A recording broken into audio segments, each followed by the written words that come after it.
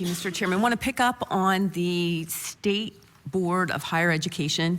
Current year appropriation, $3.5 million. Proposed for next year, $2.2 million. Were you aware of the level of funds being spent on the State Board of Higher Education?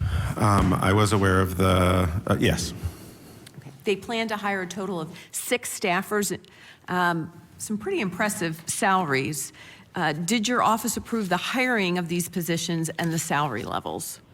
We approved ultimately OA determines the salary levels, but we obviously approved the overall budget, and I believe by next year it's actually 8 people.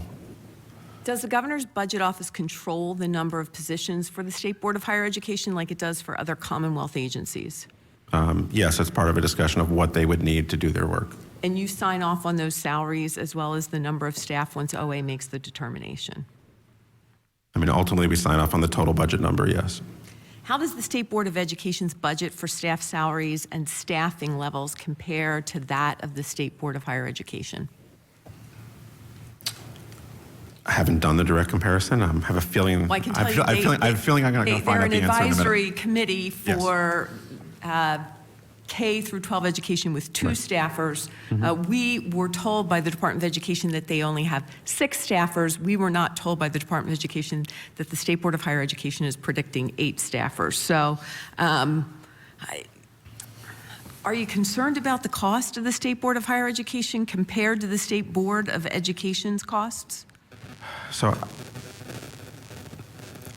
I'm not concerned about that in that respect because I don't think that's the comparable issue, to be fair. I think the comparable issue is there is a directive of performance-based funding that this board is going to be responsible for. They need the people who know the industry to do it, to really hold folks accountable, to design the data systems. And the comp is, are you getting people from the industry and those salaries in higher education? We can argue all day long or agree or disagree about what they're... $2.2 million. And look, over the years, the Department of Education has always complained to us about being understaffed. Could some of those funds have been used to hire additional personnel to help accomplish the department's core functions?